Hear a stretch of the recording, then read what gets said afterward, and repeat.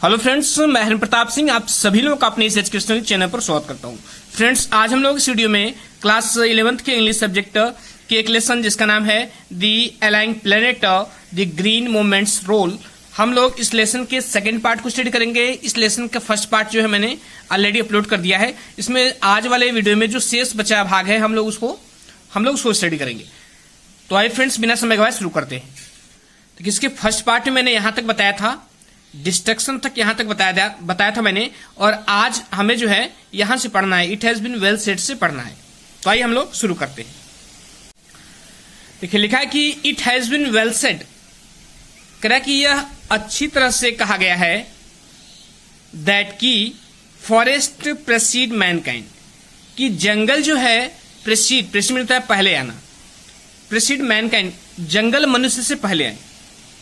Desserts follow, उसके बाद कौन फॉलो किया? डिजर्ट, अर्थात उसके बाद रेगिस्तान आया। इसमें कह रहा है कि it has been well said, यह ठीक कहा गया है या यह सच कहा गया है, दैट की फॉरेस्ट प्रेसीड मैनकाइंड, कि जंगल जो है मनुष्य से पहले आए, और डिजर्ट्स फॉलो, डिजर्ट में होता है रेगिस्तान, और जो रेगिस्तान थे उसके बाद आए। अर्थात पहले जो था जंगल थे, मनुष्य आया तो जंगलों का नाश किया, और उस नाश के परिणाम रेगिस्तान उत्पन्न हुआ। इसका कहने मतलब ये है।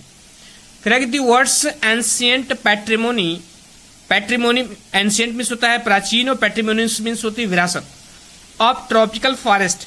ट्रॉपिकल फॉरेस्ट का मतलब उष्ण कटिबंधीय वन, उष्ण कटिबंधीय वन होता है।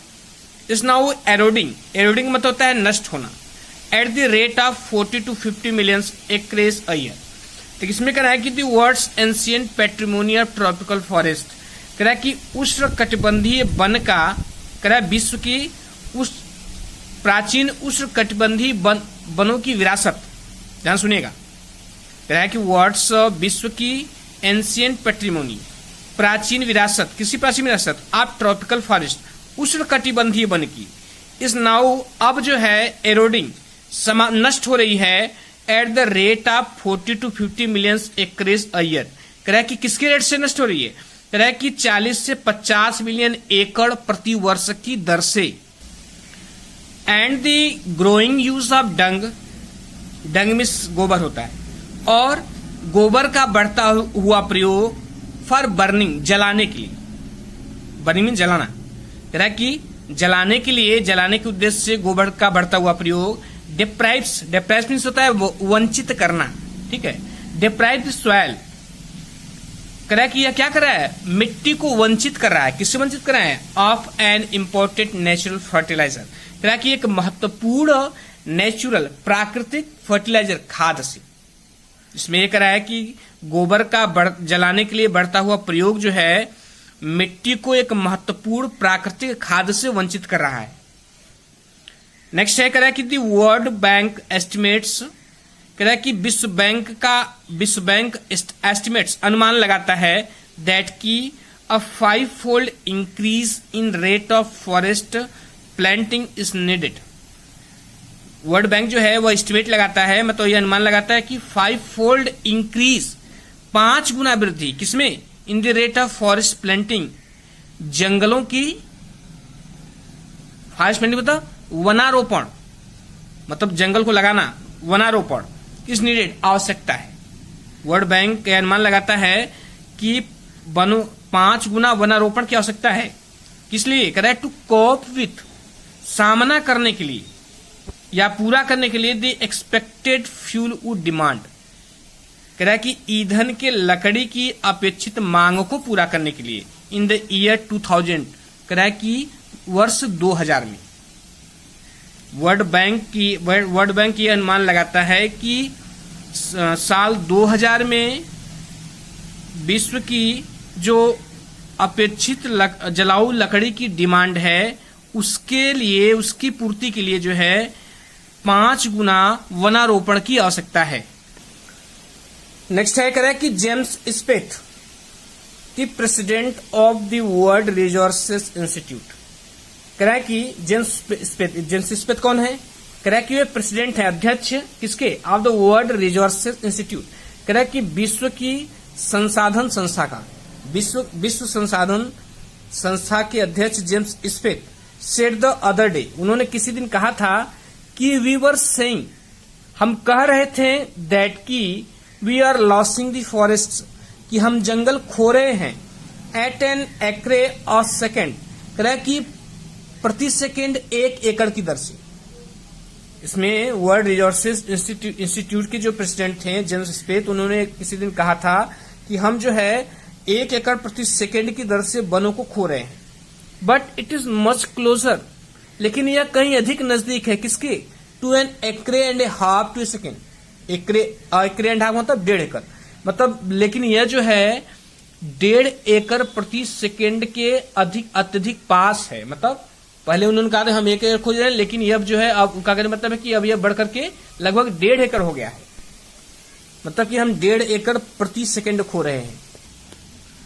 Article 48 of the constitution of India provides, क्या कह रहा है कि कॉन्स्टिट्यूशन में उसका संविधान कह रहा है कि भारत के संविधान का आर्टिकल 48 अनुच्छेद 48 प्रोवाइड्स, यह प्रावधान करता है दैट की द स्टेट शैल एंडेवर, कि राज्य जो है एंडेवर में है प्रयत्न करना, प्रयास करना, राज्य प्रयास करेगा, टू प्रोटेक्ट सुरक्षा करने का, एंड इम्प्रूव और सुधार करने का, किसमें सुधार करने का, द इन्वायरमेंट पर्यावरण में। कह रहा है कि भारतीय संविधान के आर्टिकल 48 जो यह प्रावधान करता है कि राज्य जो है पर्यावरण की सुरक्षा और सुधार करने का प्रयत्न करेगा, एंड टू सेफगार्ड और सुरक्षा प्रदान करेगा द फॉरेस्ट जंगलों को, and wild life of the country और देश के किसको, और देश के जंगली जीवन को, मतलब देश के जंगलों और जंगली जीवन को वह सुरक्षा प्रदान करेगा। But what causes endless anguish, anguish होता है पीड़ा होती है, एंग्विश मीन्स पीड़ा, एंडलेस मतलब अनंत, कह रहा कि लेकिन व्हाट काजेस एंडलेस एंग्विश, लेकिन जो अनंत पीड़ा का कारण इज द फैक्ट, यह तथ्य है, लेकिन अनंत पीड़ा का कारण यह तथ्य है, ऐसे कह सकते हैं, लेकिन इसका कारण ऐसे भी कह सकते हैं, या लेकिन ऐसे भी कह सकते हैं, लेकिन जो दुख का कारण है वह यह तथ्य है कि यह तथ्य है कि लॉस आर नेवर रिस्पेक्टेड, कि never respected nor enforced in India, यह तथ्य है कह रहा है, लेकिन दुख का कारण यह तथ्य है कि लॉस कह रहा है कि कानून आर नेवर रिस्पेक्टेड, कानून की न तो कभी सम्मान किया जाता है, नॉर इन्फोर्स्ड इन इंडिया, न तो उनको इंडिया में माना जाता है।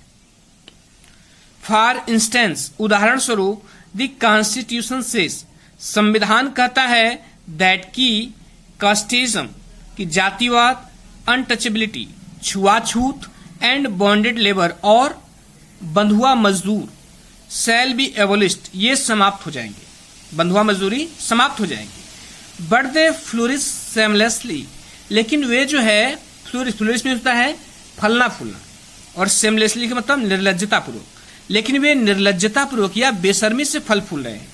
Even after 44 years of the operation of the constitution, कह रहा है कि संविधान के लागू होने के 44 वर्ष बाद भी, लेकिन यह संविधान के लागू होने के 44 वर्ष बाद भी जो है बड़ी बेशर्मी से फल फूल रहे हैं। A recent report of our Parliament's Estimate Committee has highlighted the near catastrophic depletion of India's forest over the last 4 decades. कह रहा कि यह recent report of parliaments estimate committee, इसमें कह रहा है कि भारत की संसदीय आकलन समिति की एक हाल की रिपोर्ट हैज हाईलाइटेड, उसने इस बात पर प्रकाश डाला है कि हाईलाइटेड द नियर, इस बात पर प्रकाश डाला है कि कैटास्ट्रोफिक डिप्लेशन मतलब विनाशकारी क्षति ऑफ इंडियाज फॉरेस्ट की उसने ये प्रकाश डाला है कि भारत के वनों की विनाशकारी क्षति हुई है ओवर द लास्ट 4 डिकेड्स, पिछले कुछ 4 दशकों से, अर्थात पिछले 40 साल से भारत के वनों की विनाशकारी क्षति हुई है। India according to reliable data, कह रहा है कि भारत अकॉर्डिंग टू रिलायबल डाटा, विश्वसनीय आंकड़ों के अनुसार, इज लॉसिंग इट्स फॉरेस्ट, अपने वनों को लॉस कर रहा है, अर्थात अपने वनों को खो रहा है at the rate of 3.7 million acreage a year. कह रहा है कि 3.7 मिलियन एकड़ प्रति वर्ष की दर से। एक विश्वसनीय आंकड़े के अनुसार भारत जो है अपने 3.7 मिलियन एकड़ अपने वनों को जो है प्रति वर्ष की दर से खो रहा है। लार्ज एरियाज, कह रहा है कि बहुत बड़ा भाग ऑफिशियली डेजिग्नेटेड, जो कि सरकारी रूप से निर्धारित किया गया है एज ए फॉरेस्ट लैंड, कह रहा है कि वन क्षेत्र के रूप में, आर ऑलरेडी वर्चुअली ट्रीलेस। कह रहा है कि वह जो है पहले से क्या हो गया है, वर्चुअली ट्रीलेस। वर्चुअली मतलब वास्तविक रूप से पेड़ विहीन हो गया, मतलब वहां पर कोई वृक्ष या वनस्पति नहीं है। The actual loss of forest, कह रहा है कि जंगलों का वास्तविक लॉस या वास्तविक हानि या वास्तविक क्षति is estimated to be about 8 times. कह रहा है कि इसके 8 गुना क्षति की इसका आकलन किया जाता है। सॉरी, फिर से देखिए, the actual loss of forest, कह रहा है कि वनों की जो वास्तविक क्षति है इज एस्टिमेटेड, इसका अनुमान लगाया जाता है टू बी अबाउट 8 टाइम्स, लगभग 8 गुना अधिक।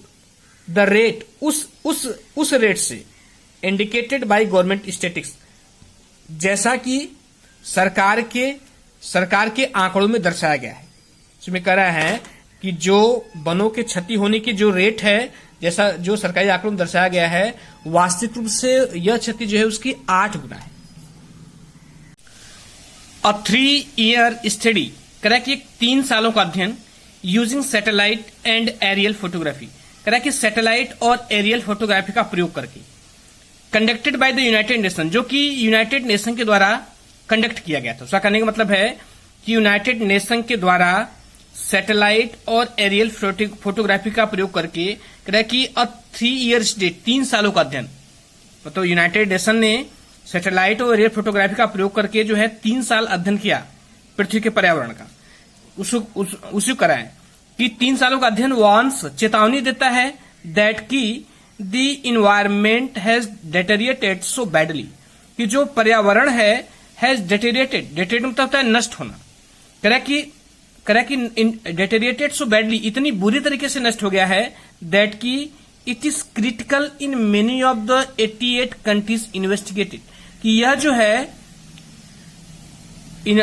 जो है निरीक्षण किए गए 88 देशों में से कई देशों की स्थिति बहुत क्रिटिकल है, बहुत गंभीर है।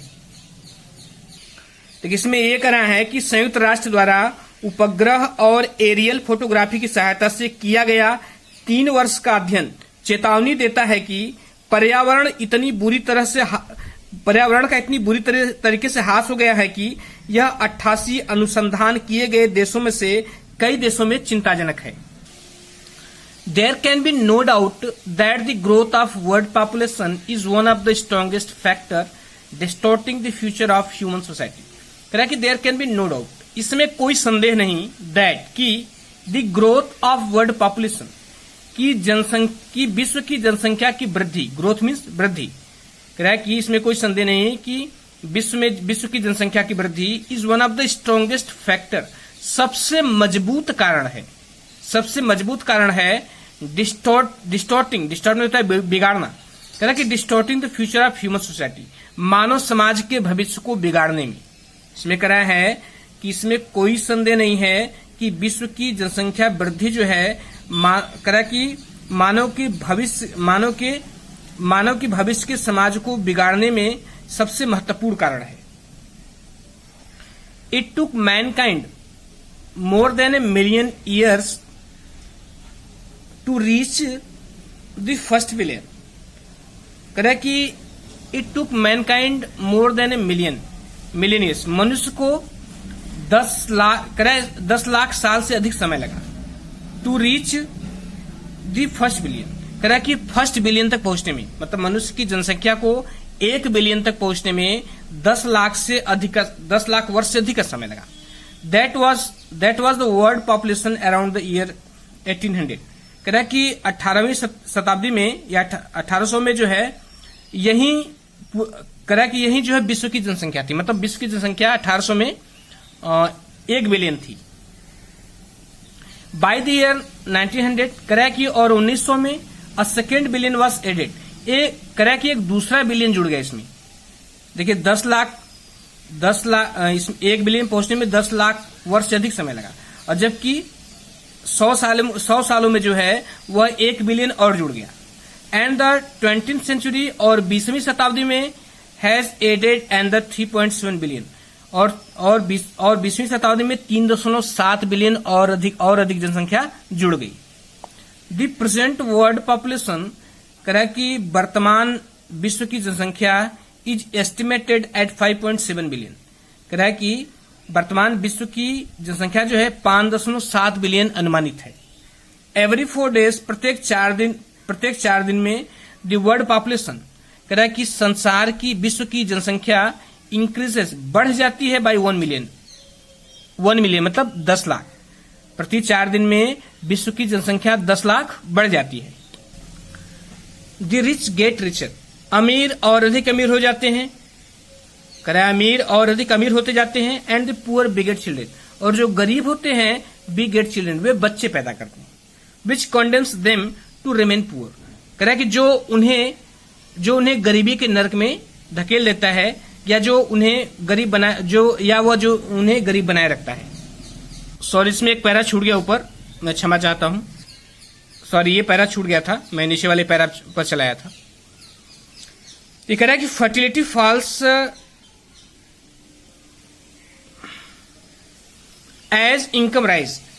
फर्टिलिटी मतलब प्रजनन क्षमता फॉल्स गिर जाती है एज इनकम राइज, जैसे से आय बढ़ती है। मतलब आय बढ़ने पर जो प्रजनन क्षमता मतलब जो बच्चों के जन्म लेने का जो दर है कह रहा है वो कम हो जाता है। एजुकेशन स्प्रेड, शिक्षा का विस्तार होता है। एंड हेल्थ इंप्रूव्स, और स्वास्थ्य में सुधार होता है, सुधार होना। कह रहा है कि 10 इस प्रकार development is the best contraceptive, इस प्रकार जो डेवलपमेंट अर्थात जो विकास है इज द बेस्ट कंट्रासेप्टिव, वह सबसे अच्छा गर्भ निरोधक है। विकास जो है सबसे अच्छा गर्भ निरोधक है। बट डेवलपमेंट इटसेल्फ में नॉट बी पॉसिबल, कह रहा है लेकिन जो है विकास स्वयं संभव नहीं है। If the present increase in number continuous, यदि जो है वर्तमान संख्या जो है निरंतर बढ़ती रहती है तो यह विकास भी संभव नहीं है। फिर कह रहा है कि द रिच गेट रिचर, जो धनी है वह और धनी होते जाते हैं। एंड द पुअर, और जो गरीब है बिगेट चिल्ड्रेन, वो बच्चे पैदा करते हैं। विच कॉन्डेम्स देम टू रिमेन पुअर, जो उन्हें गरीब रहने के लिए बाध्य करती है या उन्हें गरीबी के नरक में धकेल देती है। मोर children does not mean more workers, कह रहा है कि अधिक बच्चों का मतलब ये नहीं है कि अधिक वर्कर हो जाएंगे, मतलब अधिक बच्चों का मतलब ये नहीं है कि अधिक काम करने वाले हो जाएंगे। मेरली मोर पीपुल विदाउट वर्क, बल्कि केवल क्या होगा, बल्कि जो है केवल मोर पीपुल विदाउट वर्क, बिना काम के और अधिक लोग हो जाएंगे। अधिक लोगों का मतलब ये नहीं कि अधिक काम करने वाले हो जाएंगे, बल्कि बेकार लोग और बढ़ जाएंगे। इट इज नॉट सजेस्टेड, यह सुझाव नहीं दिया जा सकता कि human being be treated like the cattle, कि ह्यूमन बीइंग की मनुष्यों के साथ जो है एक पशु की भांति ट्रीट किया जाए। यह सुझाव नहीं दिया जा सकता कि मनुष्य के साथ जो है एक पशु की भांति जो है व्यवहार किया जाए। एंड कंपल्सरली और स्टेरलाइज्ड, करें कि और जो है जबरदस्ती स्टेरलाइज्ड, उनका बंध्याकरण कर दिया जाए। इसलिए मतलब बंध्याकरण का मतलब है कि व्यक्ति अब बच्चे पैदा नहीं कर पाएगा।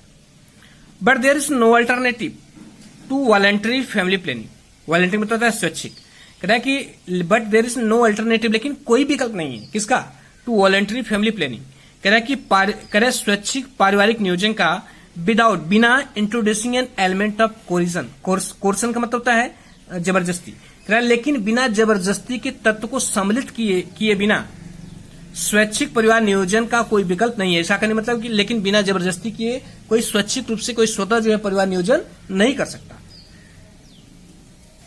यहां एलिमेंट का मतलब तत्व है और कोर्स का मतलब जबरदस्ती। Correct, the choice is really between control of population and perpetuation of poverty. Correct कि चॉइस में करेक्ट कि द चॉइस जो चुनाव है is really between control of population, वह जो है जनसंख्या नियंत्रण एंड और परपेचुएशन ऑफ पॉवर्टी और गरीबी की निरंतरता के बीच है। या ऐसे कह सकते हैं कि जो चुनाव है is really between control of population, जनसंख्या नियंत्रण, एंड परपेचुएशन ऑफ पॉवर्टी और गरीबी के विस्तार के बीच है। यहाँ परपेचुएशन मतलब निरंतरता या विस्तार, और पॉवर्टी मीन्स गरीबी।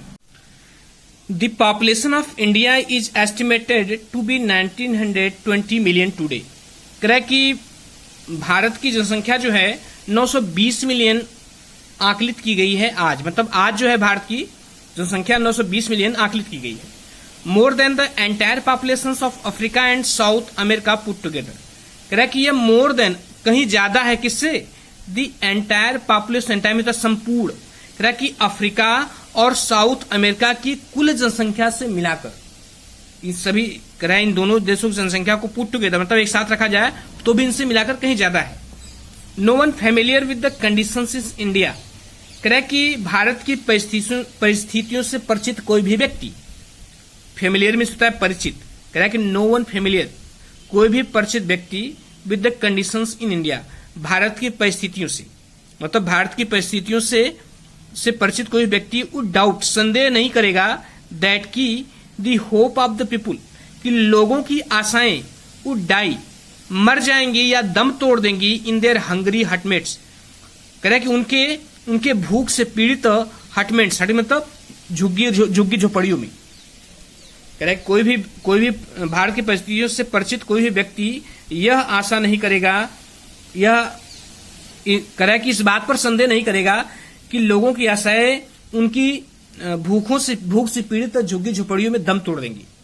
Unless population control is given top most priority. कह रहा है कि जब तक पॉपुलेशन कंट्रोल, जनसंख्या नियंत्रण को जो है टॉप मोस्ट प्रायोरिटी नहीं दी जाती, मतलब सर्वोच्च प्राथमिकता जनसंख्या नियंत्रण को नहीं दी जाती, तब तक जो है भारत की स्थिति से परिचित कोई व्यक्ति यह संदेह नहीं कर सकता कि लोगों की आशाएं जो है उनकी भूखी झुपड़ियों में ही दम तोड़ देंगी।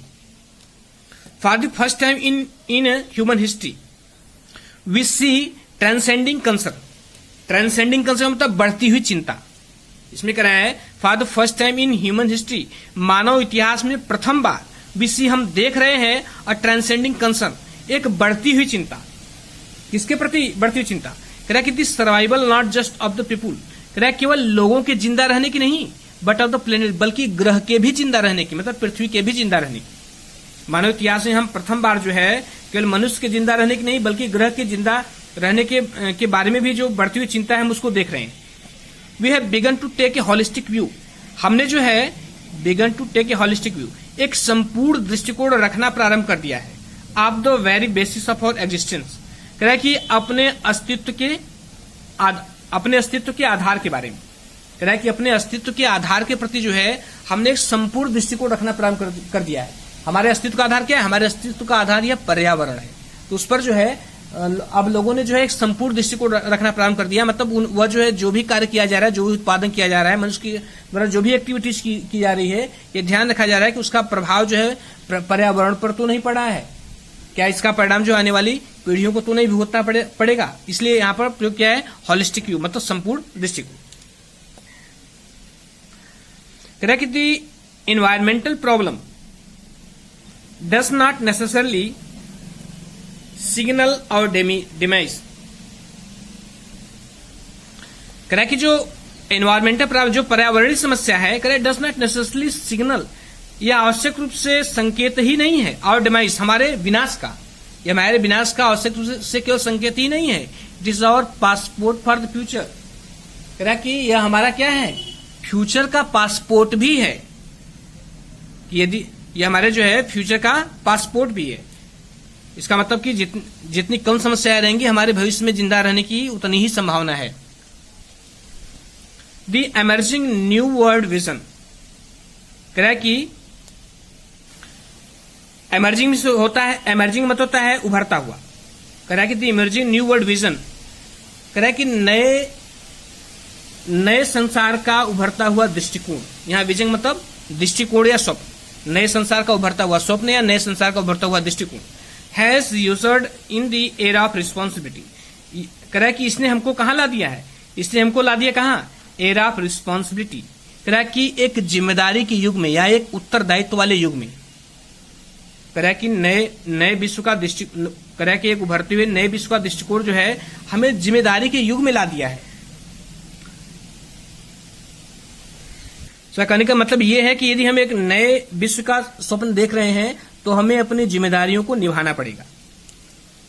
It is a holistic view, यह एक संपूर्ण दृष्टिकोण है। एन इकोलॉजिकल व्यू, एक पारिस्थितिक दृष्टिकोण है। Seeing the world as an integrated whole, कह कि यह जो है कह कि यह पूरे संसार को इंटीग्रेटेड होल मतलब संपूर्ण रूप से अखंड देखना है। कहने मतलब यह जो है पूरे संसार को संपूर्ण रूप से अखंड देखता है, rather than a disassociated collection of parts. किसकी अपेक्षा कह रहा है यह जो है डिसएसोसिएटेड मतलब अलग अलग, कलेक्शन में समूह और पार्ट्स में भाग, कह रहा है कि यह अलग अलग भागों के समूह की अपेक्षा यह पूरे संसार को क्या देखता है, एक अखंड रूप में देखता है, मतलब सम्मिलित रूप में देखता है। Industry has a most crucial role to play in this new era of responsibility, कह रहा है कि इंडस्ट्री का जो है अधिक मोस्ट क्रूशियल रोल है, अधिक महत्वपूर्ण भूमिका है किसमें, टू प्ले निभाने में, इन this new era of responsibility, कह रहा है कि जिम्मेदारी की इस नए युग मतलब जिम्मेदारी की इस नए युग की भूमिका को निभाने में उद्योग की एक बहुत महत्वपूर्ण भूमिका है। कह रहा है कि इस नए युग की जिम्मेदारियों को निभाने में उद्योग की एक महत्वपूर्ण भूमिका है। कह रहा है what transformation would be affected, कह रहा है कि क्या परिवर्तन होगा या कितना बदलाव आएगा, इफ यदि मोर बिजनेसमैन, कह रहा है कि यदि अधिक से अधिक व्यापारी share the view of the chairman, कह रहा है share the view of chairman of DuPont Mister Edgars Woolard, कह रहा है कि इसमें कह रहा है कितना बदलाव आएगा यदि अधिक से अधिक बिजनेसमैन या अधिक से अधिक व्यापारी जो है शेयर द व्यू दृष्टिकोण धारण करते हैं। किसका दृष्टिकोण, आप द चेयरमैन आप डुपोंट के चेयरमैन मिस्टर एडगर एस उलॉर्ड का, कह रहा है कि यदि जो है कितना बदलाव आएगा यदि अधिक से अधिक व्यापारी जो है डुपोंट के चेयरमैन मिस्टर एडगर एस उलॉर्ड के दृष्टिकोण को धारण करते हैं। हु 5 years ago, जिसने 5 साल पहले डिक्लेयर्ड हिमसेल्फ स्वयं को घोषित कर दिया था to be the company's chief environment officer, कह रहा है कि अपने को कंपनी का मुख्य पर्यावरण अधिकारी। इसमें जो है डुपोंट के चेयरमैन जिनका नाम था मिस्टर एडगर एस उलॉर्ड, उन्होंने 5 साल पहले ही उन्होंने अपने को कंपनी का मुख्य पर्यावरण अधिकारी नियुक्त कर दिया था। ही सेड, उन्होंने कहा our continued existence as a leading manufacturer, उन्होंने कहा कि हमारा कंटिन्यूड एग्जिस्टेंस हमारा निरंतर अस्तित्व एज ए लीडिंग मैन्युफैक्चरर एक अग्रणी उत्पादनकर्ता के रूप में रिक्वायर्स, उसके लिए यह आवश्यकता है कह रहा है कि हमारी जो है एक अग्रणी उत्पादनकर्ता के रूप में अग्रणी उत्पादनकर्ता के अस्तित्व के रूप में बने रहने के लिए रिक्वायर्स, यह आवश्यकता है कि वी एक्सेल, कि हम श्रेष्ठ बने इन इन्वायरमेंटल परफॉर्मेंस, कह रहा है कि पर्यावरण के कामों में हमें जो है एक अग्रणी उत्पादककर्ता के रूप में बने रहने के लिए आवश्यक है कि हम जो है पर्यावरण के कामों में क्या करें, श्रेष्ठ बने, मतलब हम पर्यावरण का भी ख्याल करें, जो भी कार्य करें पर्यावरण को ध्यान में रखकर हमारा पर्यावरण डैमेज न हो। नेक्स्ट है लास्ट है, कह रहा है कि ऑफ ऑल द स्टेटमेंट्स, कह रहा है कि वे सारे कथन मेड बाय मार्गरेट थैचर, जो मार्गरेट थैचर के द्वारा किए गए, मतलब वे सारे कथन जो मार्गरेट थैचर ने दिया था during the years of her prime ministership, अपने प्रधानमंत्रित्व काल के समय में, कह रहा है कि अपने प्रधानमंत्री काल के समय में जो भी कथन जो है मार्गरेट थैचर ने दिया था, non has pass so decisively, कह रहा है कि कोई भी इतना प्रचलित नहीं हुआ into the current coin of English uses, कह रहा है कि अंग्रेजी भाषा के प्रयोग में कोई भी कथन उतना प्रचलित नहीं हुआ जितना जो है एज हर फेलिसिटस वर्ड, जितना उनके यह रोचक शब्द, उनके वे रोचक शब्द क्या है, उन्होंने कहा कि no generation has a free hold on this earth, उन्होंने कहा कि किसी भी पीढ़ी का इस धरती पर स्वतंत्र अधिकार नहीं है। देखिए बहुत अच्छी लाइन है इस पर, ये लाइन पूरे बुक में सबसे अच्छी है। उन्होंने कहा कि no generation has free hold on this earth, किसी भी पीढ़ी का इस पृथ्वी पर संपूर्ण अधिकार नहीं है। ऑल वी हैव, हमारे पास जो भी है, इज अ लाइफ टेनेंसी, वह जीवन की काश्तकारी है। हमारे पास जो भी है वो क्या है? जीवन की काश्तकारी। मतलब ये हमारा जीवन काश्तकारी के समान है। जैसे हम काश्तकारी पर जमीन लेते हैं, पट्टे पर जमीन लेते हैं। कह रहा है कि विथ फुल रिपेयरिंग लीज, कह रहा है कि कह रहा है ऑल भी है, जो कुछ भी हमारे पास है इस लाइफ टेनेंसी, वह जीवन की काश्तकारी है। With full repairing lease, lease का मतलब यहाँ आप किराया समझिए, जिससे हम जिसको रिपेयर करना ही इसका किराया है। एक किसान जो है पट्टे पर जमीन लेता है, उसको कुछ लगान स्वरूप देता है, उस पर खेती करता है, तो वही करा है कि यह जो जमीन, यह जो भूमि हमको मिली है, हमको जो है हमारा जीवन इस पर काश्तकारी के समान है, और इसको रिपेयर करना, इस पृथ्वी को बनाए रखना, इसके पर्यावरण को बनाए रखना, इसका क्या, ऐसा किराया है। In the word of mister Lester Brown, कह रहा है मिस्टर लेस्टर ब्राउन के शब्दों में, we have not inherited this earth, हमें जो है यह पृथ्वी विरासत में प्राप्त नहीं हुई है फ्रॉम आवर फोर फादर्स, हमारे पूर्वजों से। ध्यान सुनिएगा, बहुत अच्छे सेंटेंस है।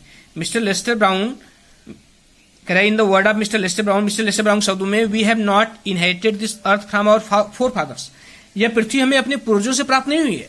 We have borrowed it from our children, इसे हमने अपने बच्चों से उधार लिया है। क्या कहने का मतलब ये है कि हमें जो है इस पृथ्वी का ऐसे उपयोग करना है कि आने वाली पीढ़ियां भी इस पर जो जन्म लें, तो वह जो है आराम से इस पृथ्वी पर रह सके, उनके जीवन के चलने लायक यहाँ पर पर्यावरण हो।